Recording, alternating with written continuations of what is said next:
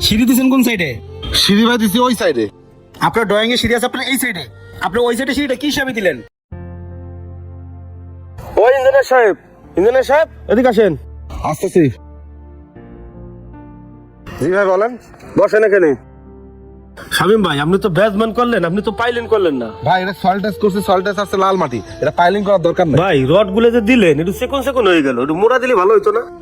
আরে ভাই রড লাগবে আমার 12 মিলি, মানুষের কথা শুনে 20 মিলি রড দিয়ে লাভ আছে? ভাই নিচের জিনিস নিচে থাকবো, ও দেখবো কেটা? ভাই বিল্ডিং আমি করতেছি, 5 তলা বিল্ডিং করে দিমু, আইসা খালি বেড বিছায় ঘুমাইবো, বাকিটা আমি বুঝুম, আর কোনো টেনশন করা লাগবে না, বুঝেন নাই? আমারে আমার মতো করতে দেন।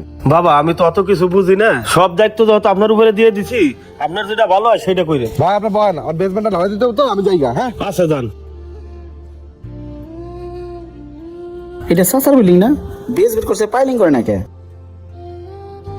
আসসালামু আলাইকুম কাকা। ওয়ালাইকুম সালাম। আচ্ছা পরে কথা কইতেছি। হ্যাঁ বাবা কিছু কইবা? এই সেদিন দেখলাম বিল্ডিং এর কাজ ধরছেন, আমরা তো বেসমেন্টও করে ফলাইছেন। হ্যাঁ ভালো একজন কন্ট্রাক্টর পাইছি, হে দ্রুত কাজ শেষ করতেছে। তাই না? আচ্ছা কাকা, রড এত চিকন কে? এত দেখি 12 মিলি রড। বেসমেন্টে আপনি 12 মিলি রড লাগাইছেন কি লেগে? আবার 12 মিলি রড দিয়ে ঢালাই দিতেছেন আপনি? ওইসে কি বাবা, কন্ট্রাক্টরের উপরে দায়িত্ব দিছি তো, হে যেটা ভালো বোঝে সেটাই করতেছি। কি কোন? সিঁড়ি রাখছেন কোন সাইড দেয়? ওই তো ওই সোজা পুব সাইড দেয়। কি কোন? সিঁড়ি তো এই সাইড দেয়, আপনি ওই সাইড রাখছেন কোন হিসাবে? এই কাজ করছে কে? কন্ট্রাক্টর। ডাক দেন তো। ও শামিম ভাই এদিকে আসেন, শুনে যান। জি ভাই রাখছেন? ওই ইঞ্জিনিয়ার ওই কন্ট্রাক্টর ওই কাজটা ভালো বোঝে দিয়ে কাজটা করে দিছি। ও ভালো আছেন না ভাই? হ্যাঁ ভাই ভালো আছে, আপনি ভালো আছেন? আপনি কি এখানকার ইঞ্জিনিয়ার? ওই কন্ট্রাক্টর ইঞ্জিনিয়ার আমি সবই বলতে পারেন, সমস্যা নাই। কোনো কাজ টাজ করাবেন নাকি? না না, উনি তো কন্ট্রাক্টর, তুমি ইঞ্জিনিয়ার নিয়োগ দাও নাই? না বাবা এ বললো যে আমি সব পারবো না, এই জন্য আর নিয়োগ দেয়নি। কাকা তুমি 5 তলা একটা বিল্ডিং করতেছো আর তুমি ইঞ্জিনিয়ার নিয়োগ দাও নাই, এটা কোনো কথা? তা ভাই আপনি যে বেসমেন্টের রড গুলা দিচ্ছেন কত মিলি দিচ্ছেন? এই 12 মিলি। 12 মিলি? বেসমেন্টের রড লাগে তো 20 মিলি, আপনি 12 মিলি কোন হিসাবে দিচ্ছেন? ভাই নিচের জিনিস নিচেই থাকবো, হুদাহুদি টাকা খরচ করে লাভ আছে? এই জন্য 12 মিলি দিছি, 12 মিলিও মজবুত হবে, সমস্যা নাই ভাই। দেখি ড্রয়িংটা দেখি। সিঁড়ি দিচ্ছেন কোন সাইডে? সিঁড়ি ভাই দিছি ওই সাইডে। আপনার ড্রয়িং এ সিঁড়ি আছে আপনার এই সাইডে, আপনি ওই সাইডে সিঁড়িটা কি হিসাবে দিলেন?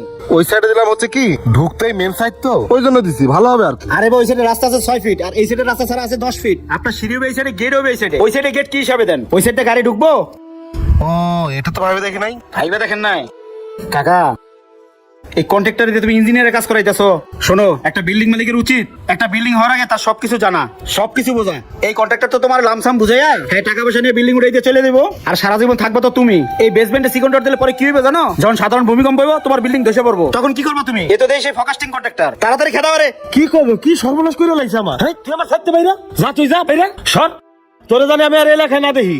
এই তোরা কাজ বন্ধ কর, ইঞ্জিনিয়ার নিয়োগ দিবে, এর পরে কাজ হবে, এখন কাজ বন্ধ কর। আর এই মুন্না বাবা, তুমি আমার বড় ভুলে রাত থেকে বাঁচাইলা বাবা। ঠিক আছে কাকা, যেই ভুল করছো এই ভুল আর করো না। আগে ভালো একটা ইঞ্জিনিয়ার নিয়োগ দিবা, ওই বেসমেন্ট পুরো ভাঙবা, ভাঙ্গা মোটর রড দিয়া পরে ঢালাই দিবা, ঠিক আছে? আচ্ছা বাবা। এটা রাখো, আমি আবার কাল কামনে। ঠিক আছে বাবা।